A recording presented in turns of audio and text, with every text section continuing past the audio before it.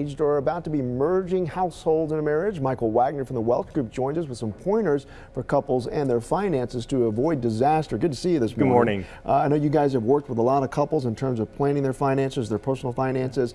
They can hit a lot of roadblocks if they're not careful, right? Absolutely. You know, love is in the air with Valentine's Day just a week away. Couples are looking to tie the knot. And one thing that we've learned in our over 30 years of experience working with couples is when problems and disagreements arise, money is often a focus. Yeah, absolutely. So if we can really look to take the money problems out of the equation, we can go a long way to have a happy marriage. Well, I know you got a lot of steps you're going to talk about, so let's talk about the first one. You talk about what you owe, what you own, what you owe. Correct. Let's start by making a list of kind of what you own. Those are the assets. Assets could be things as checking, a money market, cars, or even real estate.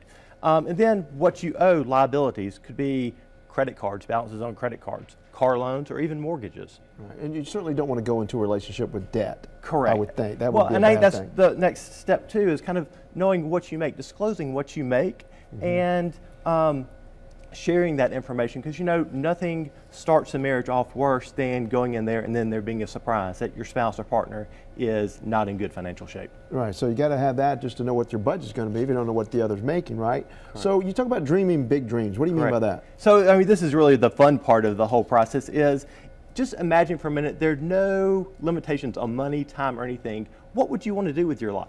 So we suggest people take a blank sheet of paper and write down, and we say, do 100 items of what's your dreams and share those with your spouse. We found this is really eye-opening.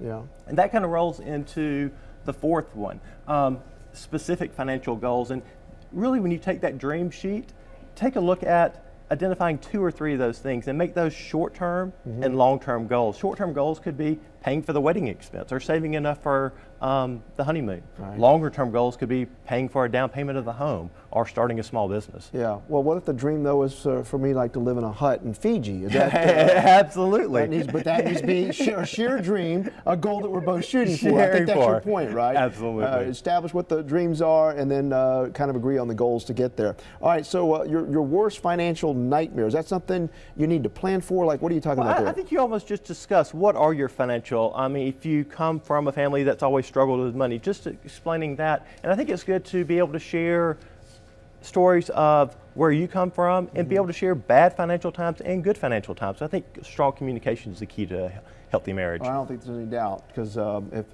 if you're on agreement on money issues, that's where dissension comes in. Absolutely. All right. Appreciate it, Michael. Great. Thank you. All right. Still ahead, from diabetes to